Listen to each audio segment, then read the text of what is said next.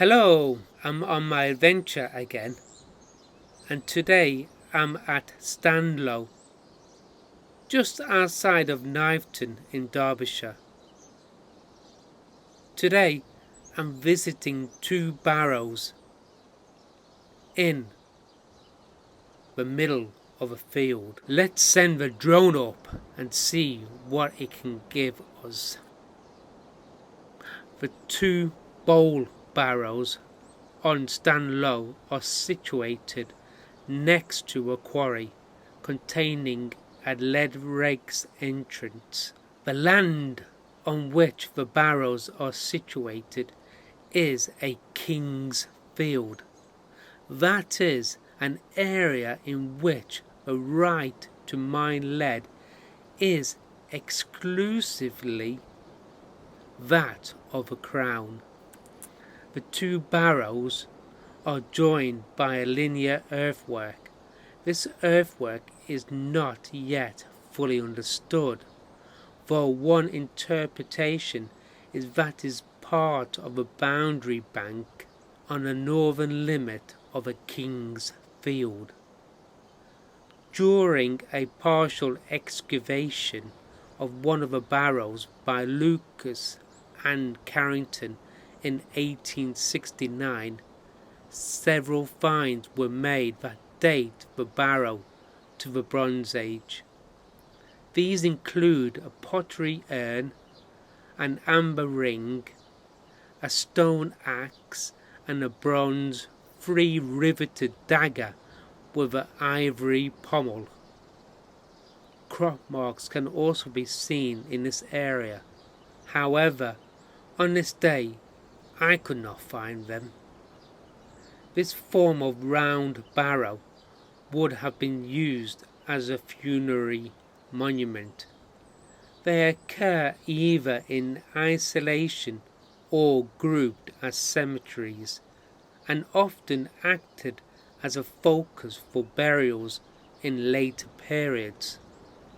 Although one of the two bowl barrows on Standlow has been partially disturbed by excavation, the monument is still very well preserved.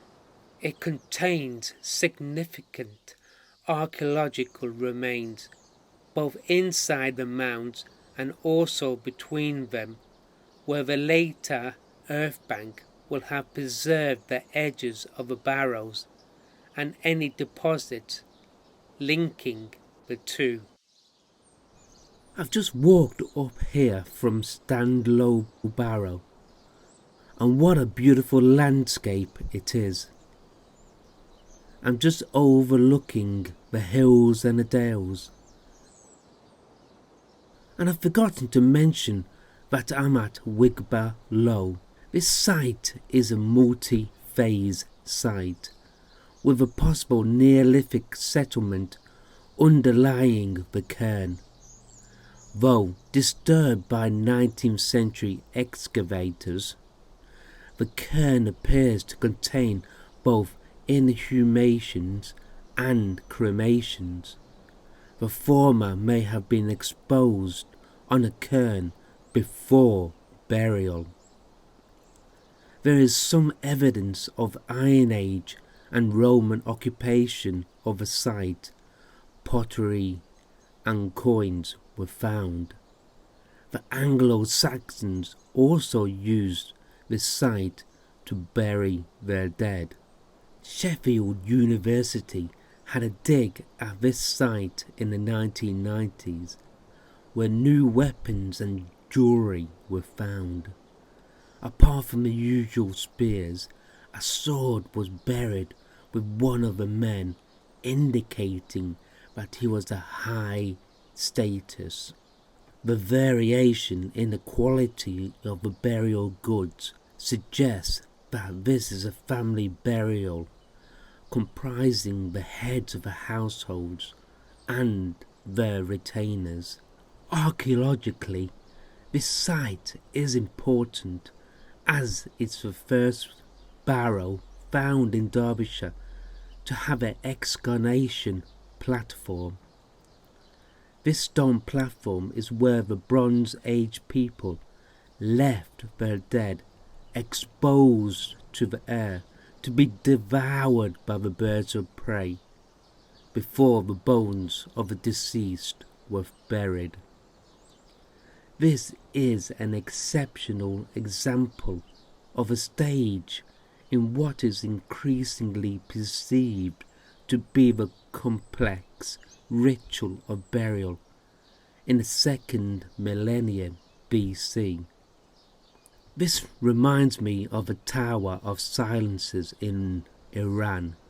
These circular raised structures were built by the Zoroastrians for ritual exposure of their dead. They believed the vultures would take the souls of the dead. In 1983, saw the publication of the first set of results from the excavations at Wigber Low, which began by John Collis in 1975.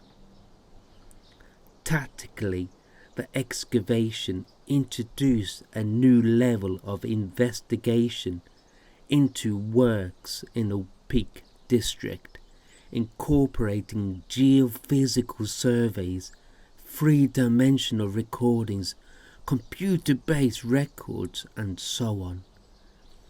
It also represents the first time in the Peak District that a barrow had been totally excavated under modern conditions.